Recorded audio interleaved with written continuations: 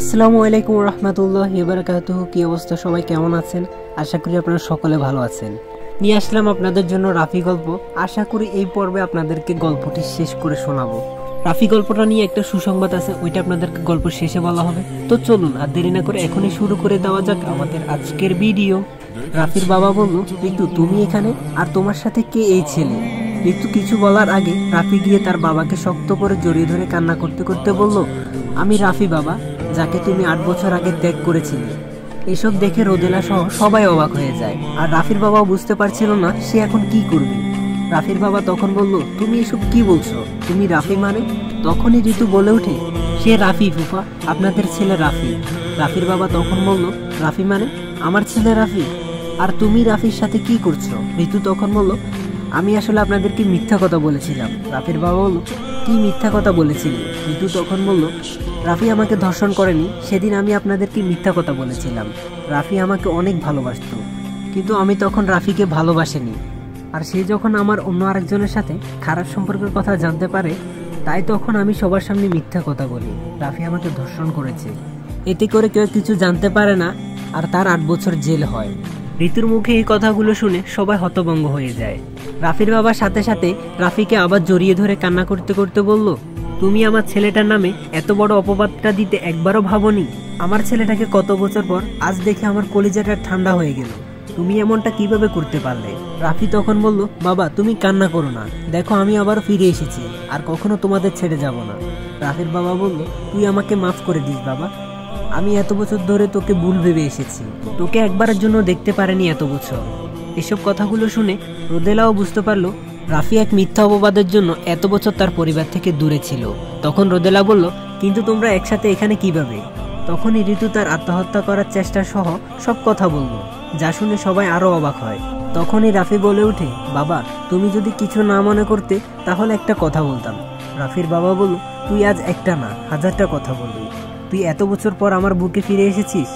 রাফি তখন বলল, আমি ঋতুকে বিয়ে করতে চাই। রাফির বাবা বলল, ঋতুকে বিয়ে করবি মানে? যে তোকে আমাদের থেকে এত বছর দূরে রাখলো, তার সাথে আমি তোর বিয়ে হতে দিব না।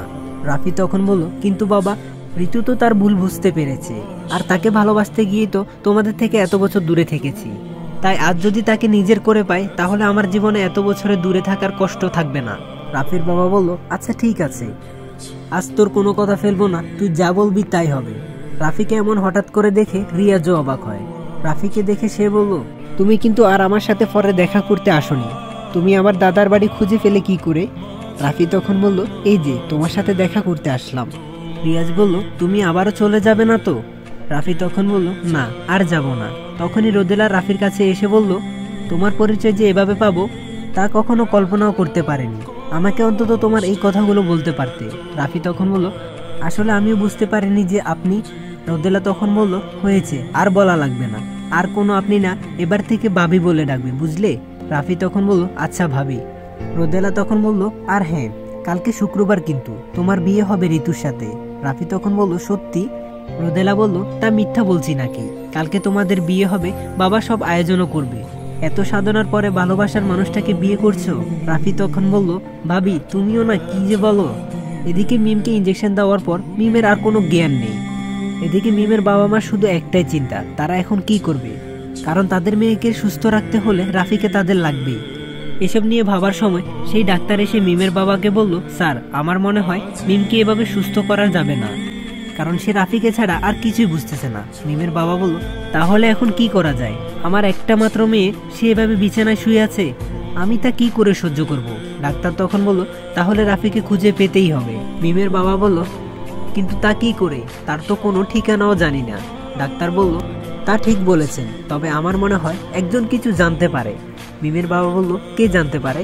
ডাক্তার তখন বলল, কিছুদিন আগে একজন মেয়ে অ্যাক্সিডেন্ট করলে রাফি তাকে এখানে নিয়ে আসে, সে কিছু জানলেও জানতে পারে। তখন মিমের বাবা বলল, তাহলে সে কোথায়, যদি সে রাফির ব্যাপারে কিছু জানে? ডাক্তার বলল, আসলে আমিও ঠিক জানি না তার ব্যাপারে, তবে আমি এখনই জানার চেষ্টা করছি সে কোথায়। এদিকে সময় যতই যাচ্ছে রাফি আর ঋতুর বিয়ের সময়ও তত কাছে চলে আসছে। এদিকে রাফি ফিরে আসার খবর শুনে শফিক চাচাও জানতে পারে, তাই হঠাৎ করে শফিক চাচার ডাক শুনে রাফি দেখতে পায় তার শফিক চাচা এসেছে। রাফি তখন বলল, চাচা আপনি কেমন আছেন? শফিক চাচা বলল, আগে ভালো না থাকলেও তুমি ফিরে আসাতে সবচেয়ে বেশি ভালো হয়ে গিয়েছি। রাফি তখন বলল, চাচা আমি কিন্তু বলেছিলাম। শফিক চাচা বলল, শুনেছি তুমি নির্দোষ, এতদিন সেই শাস্তি ভোগ করেছো, কিন্তু আমরা কেউ তোমার কথা বিশ্বাস করিনি। তখনই রাফিকে লিজা সেখানে দেখতে পেয়ে বলল, আপনি এখানে কি করছেন? শফিক চাচা বলল, কেন, ওকে চিনতে পারছিস না? ও হচ্ছে রাফি। লিজা তখন বলল, বাবা তুমি সত্যি বলছো? ওনাকে আমি ফরিদপুরে দেখেছিলাম, কিন্তু কখনো চিন্তা করতে পারিনি ইনি হচ্ছে রাফি ভাইয়া। তখন শফিক চাচা বলল, আমাদের চেনা মানুষগুলো আজ কত দূরে, রাফিও এতদিন আমাদের থেকে এভাবে দূরে ছিল। লিজা তখন বলল, তুমি ঠিকই বলছো বাবা, আমরা এতদিন রাফি ভাইয়াকে কতই না দোষী মনে করেছিলাম, কিন্তু তিনি আসলে অনেক ভালো। দেখতে দেখতে অনেক সময় পার হয়ে গেল। রাফির হঠাৎ করে মিমের কথা মনে পড়ে গেল, কিন্তু আজ তার কাছে শুধু ঋতুই মনে হচ্ছে। যতবারই মিমের কথা ভাবে তখনই ঋতু তার মনে জায়গা করে নেয়। এভাবে কেটে যায় আরো অনেকটা সময়। এদিকে মিমের বাবা মিমকে নিয়ে অনেক চিন্তা করে। তারপর সে যখন মিমের কাছে গেল তখন দেখতে পেল যে মিম বিছানায় নেই। এটা দেখার পর মিমের বাবা আরো চিন্তায় পড়ে যায় আর মিমকে খুঁজতে শুরু করে। তখনই সে ডাক্তার এসে বলে, মিম ম্যাডাম রাফির কাছে গিয়েছে। মিমের বাবা বলল, রাফির কাছে গিয়েছে মানে? আপনি তাকে এই অবস্থা কেমন করে যেতে দিলেন?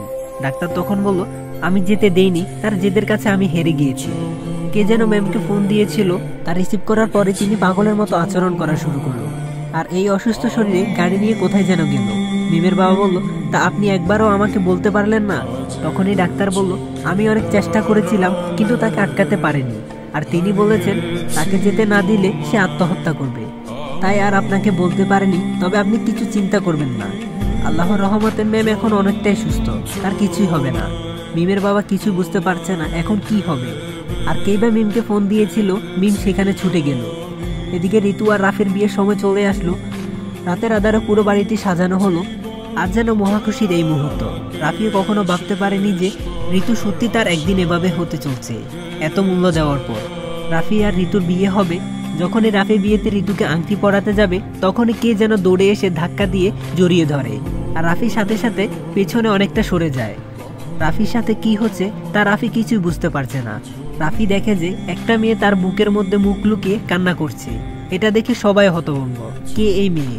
রাফি তখন দেখতে পারে এই মেয়ে আর কেউ না, এই যে মিম। যা দেখে রাফি অবাক হয়ে যায় আর বলে, মিম তুমি এখানে? মিম তখন বলল, তুই একটাও কথা বলবি না? তুই আমাকে ছেড়ে কোথায় চলে গিয়েছিলি? রাফি তখন বলল, তুমি এসব কি বলছো? মিম তখন বলল, এখন কিছু বুঝতে পারছিস না? আমার মনকে কেড়ে নিয়ে এখন বলছিস তুই কি করেছিস? রাফির বাবা বলল, রাফি এই মেয়ে কি? রাফি বলল, আসলে বাবা। মিম তখন বলল, বল আমি কে হই, কে তোর আমার চেয়ে আপন? রাফি তখন বলল, তুমি এখানকার ঠিকানা কিভাবে পেলে? মিম তখন বলল, তুমি চলে যাওয়ার পর কতই না অপেক্ষা করেছি তোমার জন্য, কিন্তু তুই আমার ভালোবাসা বুঝলি না। রিদিকে লিজা বলেছিল তোমার কথা, আর পরে রিদি আমাকে ফোন করে বলে তুই আজ বিয়ে করবি। রাফি তখন বলল, আমি তোমাকে আগেই বলেছি তোমার সাথে আমার যায় না, আর আমি ঋতুকে আজ বিয়ে করব। মিম তখনই রাফিকে ঠাস করে একটা চড় লাগিয়ে দিল আর বলল, আমার এত ভালোবাসার এই অবদান দিলি? রাফি তখন নিশ্চুপ হয়ে আছে। রাফির বাবা বলল, এই মেয়ে তোমার সাহস কি করে হয়, তুমি আমার সামনে আমার ছেলের গায়ে হাত তুলো? মিম তখন বলল, আপনি কাকে নিজের ছেলে বলেন, যাকে কিনা একটা মেয়ের কথার উপর বিশ্বাস করে তাকে এত বছর মৃত হিসেবে জানেন? ঋতু তখন বলল, রাফি কে এই মেয়ে, আর তোমাকে এসব কি বলছে? মিম তখন বলল, রাফি তুমি বিশ্বাস করো আমি তোমাকে ছাড়া বাঁচবো না। তুমি যদি এভাবে আমাকে ছেড়ে যাও তাহলে আমি তা নিজেকে কি করে বুঝাবো? রাফির বাবা বলল, আজ রাফির বিয়ে আর তুমি বলছো তুমি ওকে ছাড়া বাঁচবে না? ওর বিয়ে এখন ঋতুর সাথে হবে। মিম তখন বলল, রাফি তুমি এদের কিছু বলো, আমি তোমাকে অনেক ভালোবাসি। ঋতু তখন বলল, রাফি তুমি না আমায় ভালোবাসো, আজ আমাদের বিয়ে, আর এই মেয়ে এখানে এসে এসব কি বলছে? তুমি এখন তোমার সিদ্ধান্ত বলবে।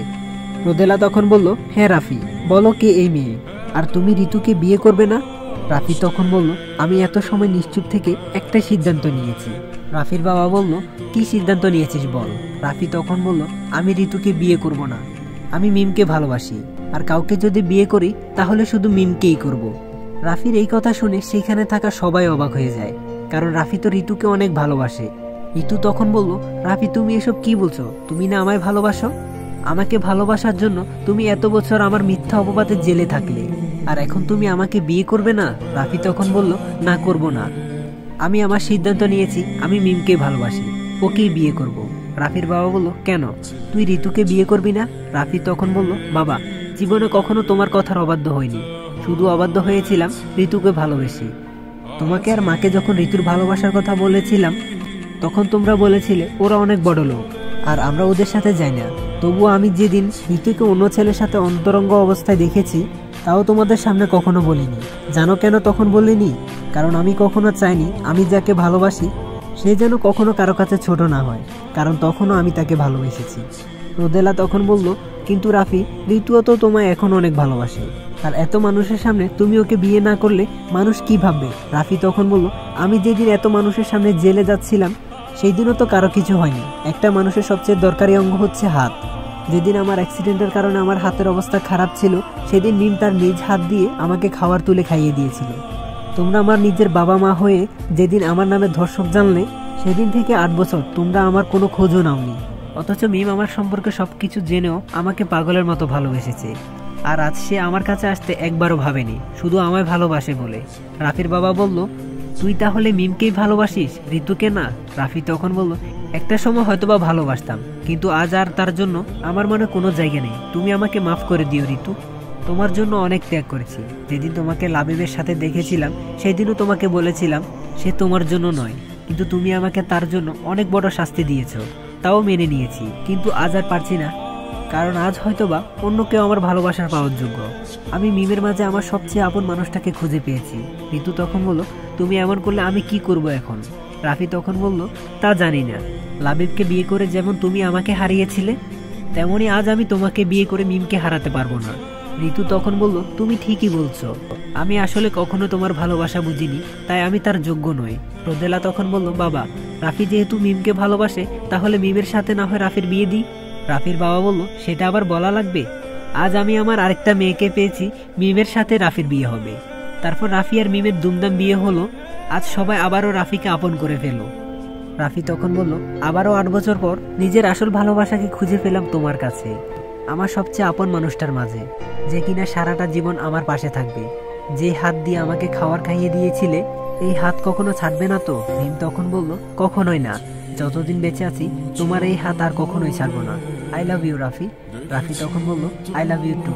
তো গাইস, গল্পটি কেমন লাগলো অবশ্যই কমেন্ট করে জানাবেন। যদি ভালো লেগে থাকে তাহলে এখনই like, comment, share and subscribe করে দিবেন। আর আপনাদের জন্য খুব তাড়াতাড়ি একটা নতুন গল্প আসতেছে, যেটা অনেকটা রাফি গল্পের মতো। আশা করি আপনাদের অনেক ভালো লাগবে। আমি এতটুকু বলতে পারি, রাফি গল্প একটাই, এটার মতো আর কখনো গল্প হবে না, তবে চেষ্টা করব খুব ভালো একটা গল্প দেওয়ার। আর হ্যাঁ, আপনারা কি বলেন, সিজন 4 নিয়ে কি কিছু চিন্তা ভাবনা করব? তো ঠিক আছে, সবাই ভালো থাকবেন, সুস্থ থাকবেন, খোদা হাফেজ। আর চ্যানেলটি সাবস্ক্রাইব করে বেল আইকনটি প্রেস করে দিন। খোদা হাফেজ।